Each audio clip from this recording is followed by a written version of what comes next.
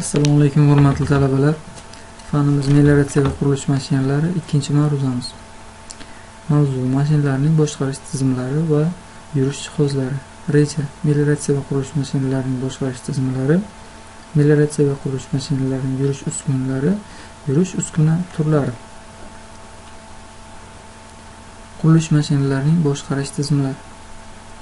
Mashina detal va mexanizmlarni ishga tushirib, ajratish uchun xizmat qiladigan tizimga boshqaruv tizimi deb ataladi.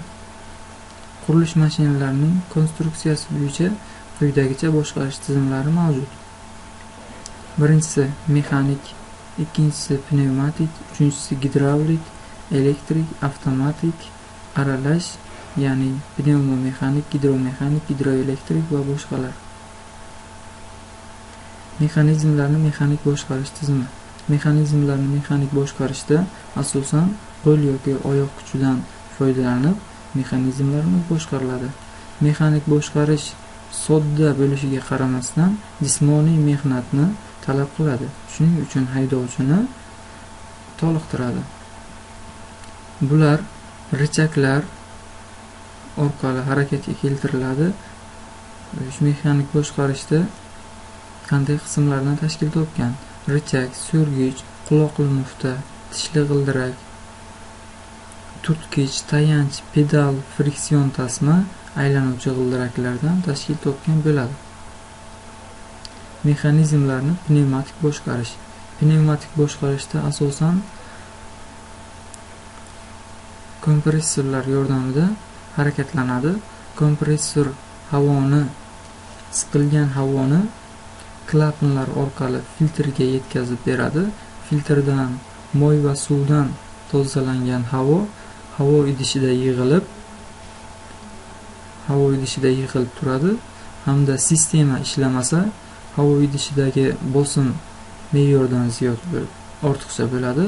Me'yordan ortiqcha bo'lgan bosimni havo bosimini to'g'rilab chegaralovchi moslama orqali me'yordan ortiqcha bo'lgan havoni chiqarib yuboriladi hamda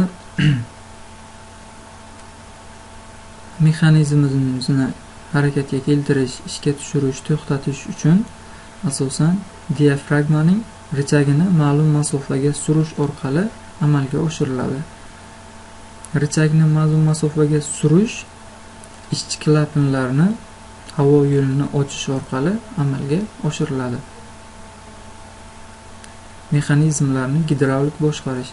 Mexanizmlarni gidravlik boshqarishda biz bilamizki, gidravlik boshqarish asosan moy suyuqlik orqali boshqariladi. Umumiy sxemasi A rasmida keltirib o'tilgan, B rasmda gidravlik sxemasi keltirib o'tilgan. Birinchi moy idishi. Moy idishi manometr o'lchashi hamda kran va filtr, nasos, gidrotaqsimlagich, ehtiyot klapanlari, drossel, gidromotor, gidrosilindr, zolotnik, tutashtiruvchi quvurlar, qaytaruvchi klapan, boshqaruv richagidan tashkil topgan bo'ladi. Avtomatik boshqarish tizimlari asosan transheyalar va yerlarni tekislash mashinalarida qo'llaniladi hamda qurilish materiallari, ya'ni tosh maydalash, saralash mashinalari, qorishma va beton qorishmalarini tayyorlash, metal va yog'ochlarga ishlov berish, suv va sement ta'minotini miqdorlab berishda qo'llaniladi. Bularda lazer nurlari hamda maxsus dasturlangan elektron hisoblash mashinalaridan foydalaniladi. Qurilish va melioratsiya mashinalarining yurish uskunalari.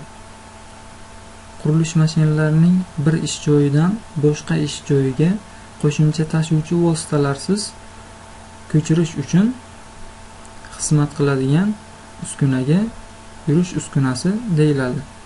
Mavjud sharoitni e'tiborga olib, mashinani harakatlantirish uchun uning dvigateli quvvatining va yurish uskunasining konstruksiyasiga qarab o'tuvchanligi va yurish tezligi aniqlanadi.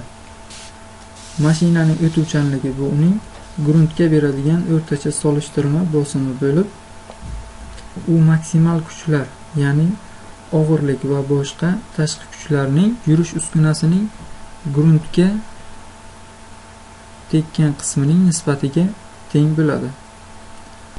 Qurilish mashinalarida asosan yurish uskunalari quyidagi turlari qo'llaniladi: o'rmalovchi zanjirli yurish uskunasi, g'ildirakli yurish uskunasi, temir yo'lda harakatlanuvchi, odimlovchi, qadamlovchi yurish uskunasi, suv havzalarida suzib yuradigan yurish uskunalari mavjud. Bu yerda ko'p tayanchli hamda kam tayanchli o'rmalovchi zanjirli yurish uskunasi keltirib o'tilgan. Ko'p tayanchli yurish uskunasida yetaklovchi g'ildirak, bashmak zanjir, tutashtiruvchi roliklar, rama, yetaklanuvchi g'ildiraklar, tayanch roliklaridan tashkil topgan bo'ladi. Kam tayanchli o'rmalovchi zanjirli yurish uskunasi yetaklovchi tishli g'ildirak, rama, bashmakli zanjir, yetaklanuvchi g'ildirak, tayanch va zanjirni tutashtiruvchi g'ildirak, zanjirni taranglovchi mexanizmdan tashkil topgan bo'ladi. Zanjirni taranglovchi mexanizm zanjirni salqitligini taranglab beradi. G'ildirakli yurish uskunasi. G'ildirakli yurish uskunasi oldingi g'ildirak, mashina ramasi, reduktor, orqa g'ildirak hamda ko'prik reduktori kardan vallardan tashkil topgan bo'ladi. Rezina g'ildiraklar turlari. Rezina g'ildiraklar turlari asosan birinchisi rasmda yumshoq gruntlarda harakatlanadigan rezina g'ildiraklar hamda qattiq gruntlarda harakatlanadigan rezina g'ildiraklar keltirib o'tilgan. 3-7 rasmda qumli gruntlarda harakatlanadigan rezina g'ildiraklar, 4, 5, 6 rasmda qoplangan gruntlarda harakatlanadigan rezina g'ildiraklar hamda 8 rasmda keltirilgan maxsus zanjir bilan qoplangan sirpanchiq yo'llarda harakatlanadigan rezina g'ildiraklar keltirib o'tilgan. Odimlovchi, qadamlovchi yurish uskunasi bu nimalardan tashkil topgan? Asosan tayanch chang'ilari, aylanish platformasi, yordamchi gidrosilindrlar va asosiy gidrosilindrlardan tashkil topgan bo'ladi. Bu gidrosilindrlar yordamida harakatga keltiriladi.